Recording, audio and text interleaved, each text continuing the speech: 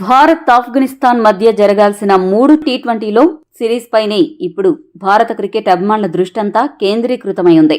జనవరి 11న జరగనున్న మొదటి T20 match కోసం భారత్ ఆఫ్ఘనిస్తాన్ 2 జట్లు ఇప్పటికే మొహాలీ చేరుకుని ప్రాక్టీస్ కూడా చేస్తున్నాయి. ధనాధన్ ఫార్మాట్ కావడంతో ఈ మ్యాచ్లో హోరాహోరీగానే సాగుతాయని అంచనా వేస్తున్నారు క్రికెట్ అభిమానులు.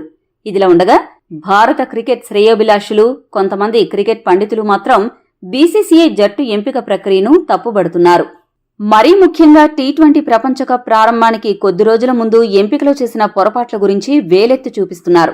అన్నిటినీ మించి చాలా కాలంగా జట్టుకు దూరంగా ఉన్న కొంతమంది సీనియర్ ఆటగాళ్లను వెనక్కి రప్పించడంతో పాటు మరికొంతమంది ఆటగాళ్లు ఎంపిక నిజంగా ఆశ్చర్యకరంగా ఉందని అభిప్రాయపడుతున్నారు.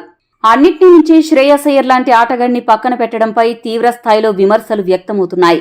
ఆస్ట్రేలియాతో జరిగిన టీ20 సిరీస్ లో వైస్ కెప్టెన్ గా ఎంపికైన అయ్యర్ దక్షిణాఫ్రికాతో జరిగిన టీ20 సిరీస్ కు కూడా ఎంపికయ్యాడు.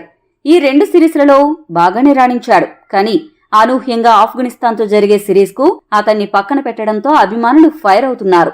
భవిష్యత్తులో భారత్ జట్టుకు కెప్టెన్ గా బాధ్యతలు స్వీకరించే అర్హత ఉన్న అతన్ని పక్కన పెట్టడం ఏమిటని ప్రశ్నిస్తున్నారు. ఈసారి టీ20 ప్రపంచ కప్ లో అయ్యర్ లేకుండానే ఆడుతుందా అన్న అనుమానాలు కూడా వ్యక్తమవుతున్నాయి. అదే జరిగితే అదొక చారిత్రక తప్పిదం అవుతుంది అని అభిప్రాయపడుతున్నారు. అయితే ప్రస్తుతమున్న పరిస్థితులు చూస్తుంటే టీ20 ప్రపంచ కప్ కి అయ్యర్ ఎంపికవ్వడం కష్టమనే అభిప్రాయం వ్యక్తమవుతోంది. ఈ వీడియో మీకు నచ్చితే లైక్, షేర్, కామెంట్ చేయండి. మరిన్ని స్పోర్ట్స్ అప్డేట్స్ కోసం మా ఛానల్ను సబ్స్క్రైబ్ చేసుకోండి.